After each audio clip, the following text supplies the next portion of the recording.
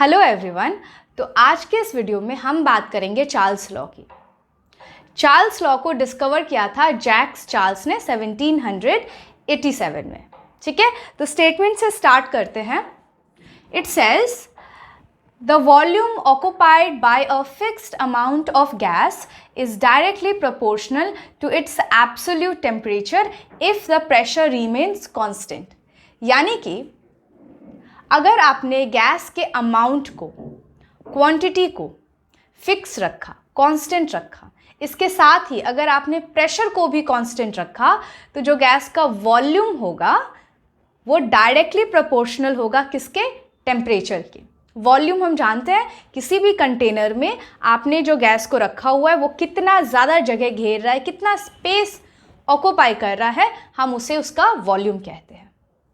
तो जैसे जैसे आप गैस के टेम्परेचर को बढ़ाते जाओगे, गैस का वॉल्यूम भी बढ़ते जाएगा, लेकिन आपको अमाउंट ऑफ गैस और जो हमारे गैस का प्रेशर है उसे आपको कांस्टेंट रखना होगा।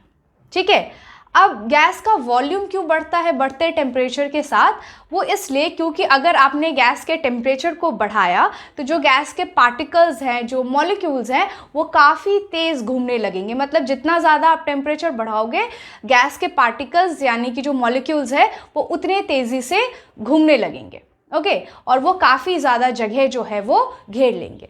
तो इसीलिए यहाँ पे कहा गया है कि जो वॉल्यूम होगा वो डायरेक्टली प्रोपोर्शनल होगा टेम्परेचर के। ठीक है, डायरेक्टली प्रोपोर्शनल का मतलब ये है कि एक के इंक्रीज होने से दूसरा भी इंक्रीज होगा। तो मैथमेटिकल टर्म में हम इसे ऐसे लिख सकते हैं कि जो गैस का वॉल्यूम है वो डायरेक्टली प्रोपोर्शनल है एब्सोल्यूट टेम्परेचर के। एब्सोल्यूट टेम्परेचर का मतलब यहाँ पे ये है कि जो भी आप टेम्परेचर लोगे वो केल्विन में होना चाहिए, ना कि सेल्सियस या फ़ारेनहाइट में। ठीक है, तो जो वॉल्यूम है वो डायरेक्टली प्रोपोर्शनल है किसके? टेम्परेचर के। इसी चीज़ को चार्ल्स लॉ में समझाया गया है। ठीक है, ओके, सो जो ये मैथमेटिकल एक्सप्रेशन है चार्ल्स लॉ का, V इज़ यानी volume is directly proportional to the temperature, इस चीज़ की मदद से हम थोड़ा सा और क्लैरिटी से चार्ल्स लॉ को समझने की कोशिश करते हैं। ओके, सो आप यहाँ पे देखो, अगर हम ये प्रोपोर्शनैलिटी के साइन को रिमूव करते हैं तो हमें एक कांस्टेंट लेना होगा। ठीक है, अब ये जो टेम्परेचर है T, इसे हम अगर यहाँ लेके आए तो ये हो जाएगा V/T is equal to K, यानी कि कांस्टेंट। ठीक है, अब ये जो V/T है यानी वॉल्यूम बाय टेम्परेचर है, इसे हम अगर ऐसे लिखे V1/T1 is equal to K, ठीक है, ऐसे लिख सकते हैं। तो V2/T2 इज इक्वल टू क्या होगा? K ही होगा। ठीक है, यानी V1/T1 is equal to K, V2/T2 is equal to K। ठीक है, अब दोनों के इक्वल में क्या है? कांस्टेंट K है, तो इसे हम ऐसे भी लिख सकते हैं V1/T1 is equal to V2/T2।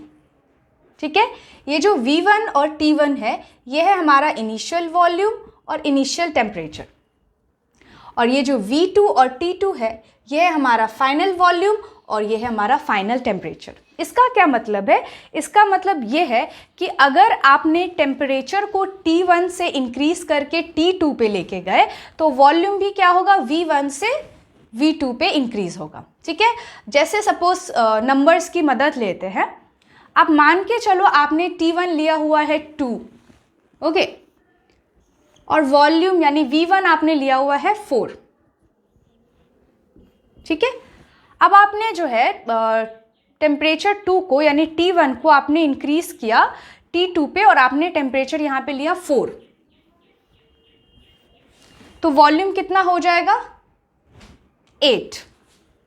तो आपने देखा कैसे टेम्परेचर के इंक्रीज होने से वॉल्यूम भी इंक्रीज होगा।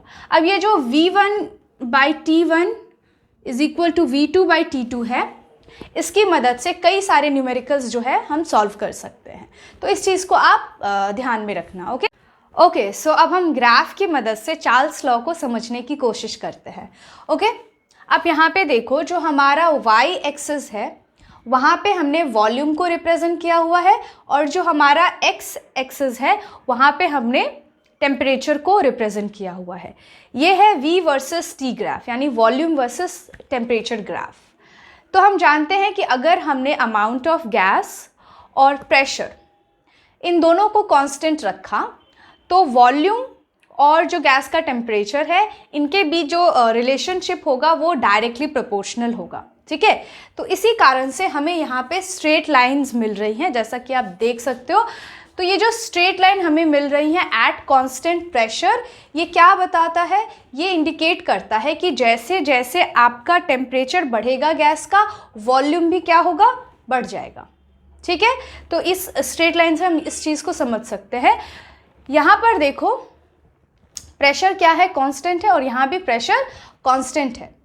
लेकिन जो प्रेशर P2 पे है और जो प्रेशर P1 पे है उन दोनों में फ़र्क है। प्रेशर इस पॉइंट पे सबसे ज़्यादा है, और प्रेशर जहाँ पे ज़्यादा होगा, मतलब जिस स्लोप पे प्रेशर ज़्यादा है वो जो है वो घट जाएगा। जितना ज़्यादा प्रेशर बढ़ता जाएगा ये स्लोप को जो है हम घटाते जाएंगे। ठीक है, तो यहाँ पे जो प्रेशर है यानी P2 पे वो P1 के मुकाबले कम है। ठीक है, तो इस तरीके से हमने इसे देखा। अब आप देखो, अगर हम इन स्ट्रेट लाइन को थोड़ा एक्स्ट्रापोलेट करते हैं तो टेम्परेचर एक्सिस पे एक पॉइंट पे ये दोनों लाइंस जो हैं वो मिल रही हैं। ठीक है, इससे क्या समझ में आता है? तो ये जो एक्सिस है जहाँ पे ये दोनों लाइंस मिल रही हैं, इससे ये समझ में आ रहा है कि एक सर्टेन टेम्परेचर जो कि -273 डिग्री सेल्सियस है, यहाँ पे जो गैस का वॉल्यूम होगा वो ज़ीरो हो जाएगा। ठीक है, ये जो मीटिंग पॉइंट है यहाँ पे गैस का वॉल्यूम जो है वो ज़ीरो हो जाएगा, -273 डिग्री सेल्सियस या 0 केल्विन। तो इसे ही हम एब्सोल्यूट ज़ीरो कहते हैं। लेकिन ये सिर्फ थ्योरेटिकली ही पॉसिबल है, कोई भी गैस इस टेम्परेचर को रीच नहीं कर पाती है।